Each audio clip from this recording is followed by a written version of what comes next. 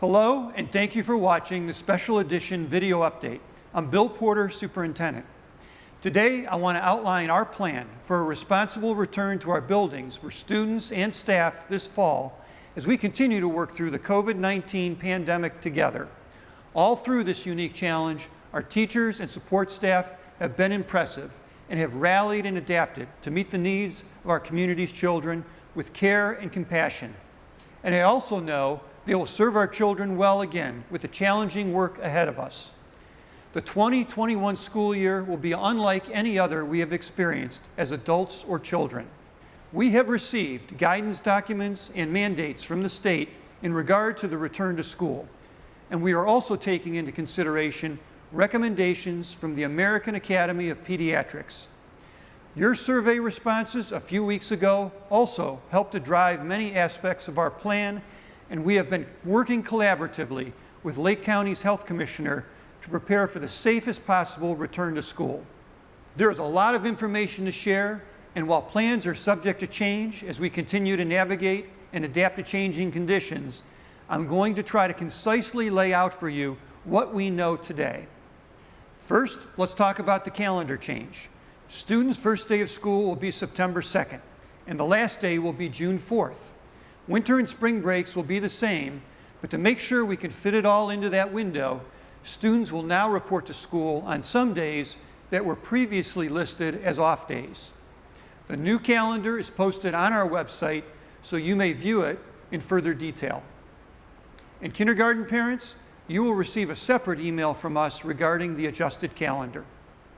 Something that was made very clear to us through surveys was a varying level of comfort among families for children to return to school, and we understand. So to help alleviate some of your concerns, this will be a year of choice for families in mentor schools. We are committed to offering a high-quality online option along with our traditional style school. We want you to choose the best option for your family or for each individual child. Many of you have already registered your children in mentor schools online. Today, we have more information about Mentor Schools Online, which is designed for grades K through 12, which you can find that at www.mentorschools.net/online. Course offerings are now posted, and the majority of our online offerings will be taught by Mentor Schools teachers using our own curriculum. Some additional courses are being made available through Pearson Connexus. At the high school level, students may take most of their courses online and only come in person for certain courses such as career tech, music, or advanced placement. If you are interested in this type of specialized scheduling, please contact the high school principal, Mr. Crow, directly. Keep in mind, our typical supports and services such as the free and reduced lunch program, guidance counselors, and all extracurricular activities like sports and clubs will be available to students who choose online learning. A link to register for Mentor Schools Online is available in the email that came with this video. Registration for Mentor Schools Online will close on Monday, July 20th. Based on the survey results, we know the large majority of you will choose to send your children back to us full-time. At this time, we are not looking at a hybrid model. We plan to bring students back 5 days a week. But please know, there will be a lot of parameters in place to make this happen as safely as possible. First, we expect that both students, with the help of their parents, and all of staff members will be vigilant in assessing for symptoms. Since COVID-19 spreads so rapidly, it is essential that everyone conduct daily health checks prior to going to school, which should include taking one's temperature. Anyone with the symptoms on the screen or a temperature above 100 degrees must stay home. Please, this is so important. We have to do this for each other. Next, let's talk about face coverings. Face coverings will be required in school for all staff members and for all students in grades 3 and higher throughout the school day, unless there is a medical reason in which a person cannot wear a mask or face covering. Additionally, all children of any age will be required to wear a face covering on our buses and in high traffic areas in our schools, like hallways. because in these areas, it may be a bit more challenging to always maintain social distancing best practices. If your child is not able to wear a face covering due to a medical reason, you will need to submit a physician's note to the school office.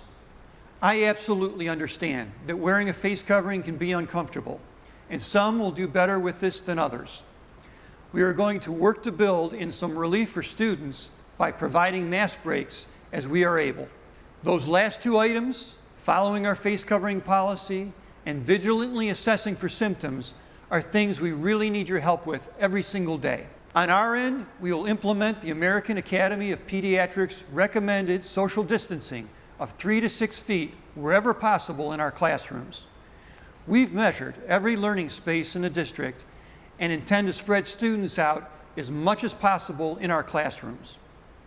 We will insist on hand washing breaks for students, and we will have hand sanitizer abundantly available for all in classrooms and in high traffic areas. Our cleaning and sanitizing procedures will be thorough. This is always something we take seriously, and now we will ramp up our efforts even more.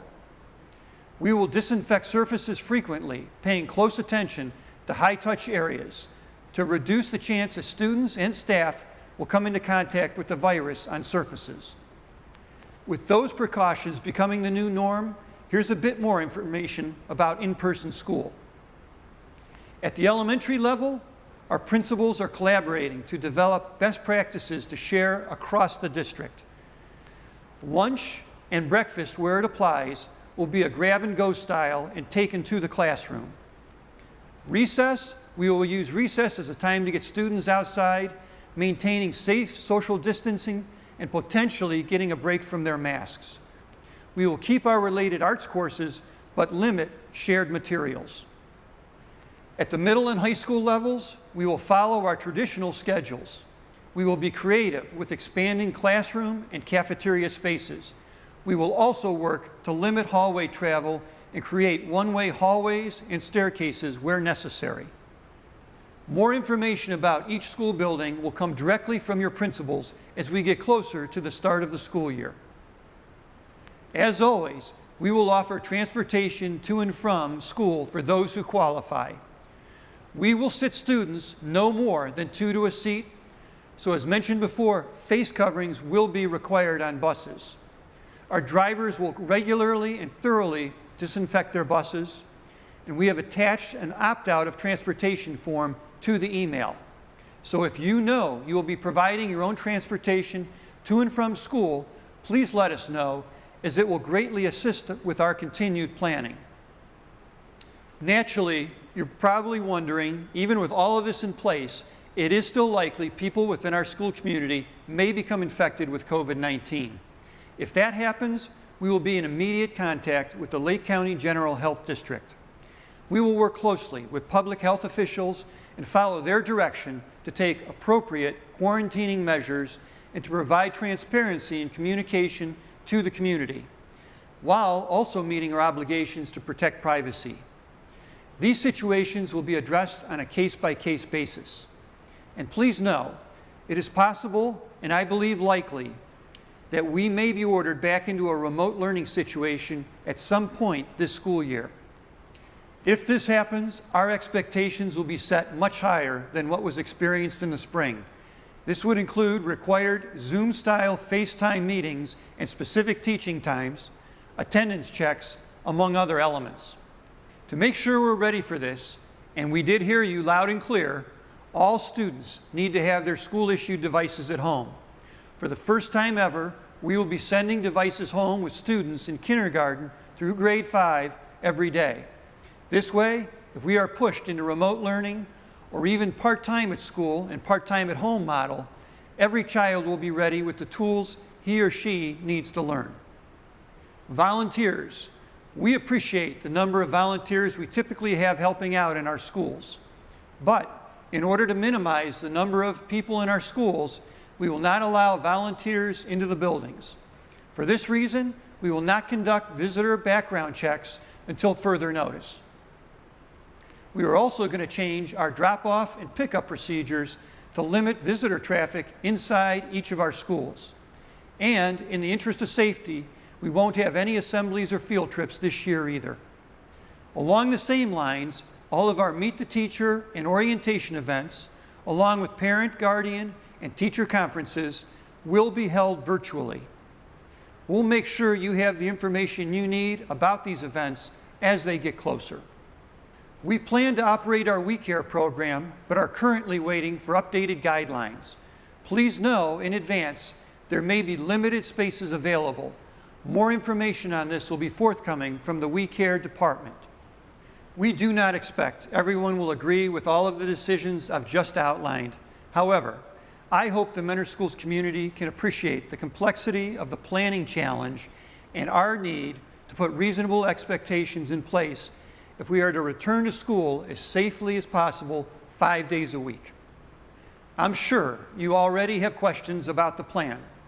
I will be giving a report at Tuesday night's board meeting, which will be live streamed on Cardinal TV YouTube, so that you can tune in for that. We will also be holding a virtual town hall style meeting next Thursday at noon via Cardinal TV YouTube, where we will take your questions. You can begin submitting questions today via the link provided in the attached email. We still have a lot of work to do, and we will continue to update you with key information as it becomes available. Our #1 goal will always be to provide a safe learning environment where students can grow academically, socially, and emotionally. Thank you for your continued support of Mentor Schools, and stay well.